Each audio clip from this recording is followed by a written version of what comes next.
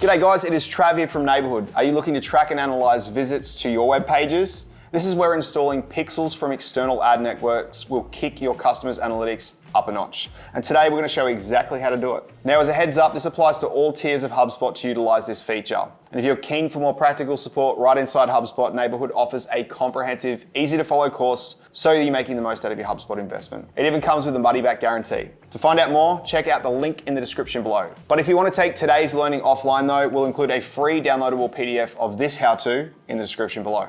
Okay, so you want to install pixels from your external ad networks, and this is how you do it. It's actually relatively easy, so it'll be a quick one today.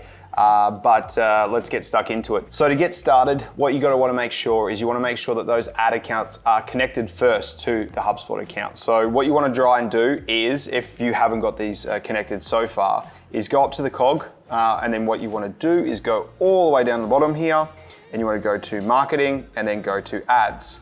So in here, obviously, this is our test account that we've got here, but this test account here, obviously we've connected our Facebook and our Google ads here. If you haven't connected it already, you can do so by connecting the account. We've got a couple of different videos. The link should be in the description below on how to do this. It's relatively simple. I don't know if you need to watch a video for it, but what you can see here is you can connect the account and then you'll go through and you can connect each of these ones as well.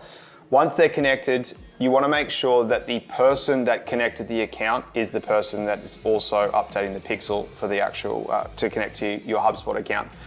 If it's a different person, it just simply won't work. So just a bit of a heads up on it as well. Another heads up, you want to definitely double check your legal requirements when collecting specific data using these pixels as well. We're in here in Australia, we don't have too much regulation in regards to that data management per se. But there are areas within the globe that there are legal responsibilities that you need to do. So if there's any question whatsoever, it's recommended that you speak to your legal team or a lawyer or a solicitor or something of that matter before going through. It does have the ability to limit data tracking as well in here. But again, my recommendation is chat to somebody in your local area about your obligations from a legal perspective before moving forward with this. But with all of that boring legal stuff out of the way, once you do have the ad account connected, what you want to do is you want to click over here to Pixels. Now, once you're in Pixels here, obviously this is our dummy account that we've got here. What we do is we can click and add the pixel, and we'll add it across each of those.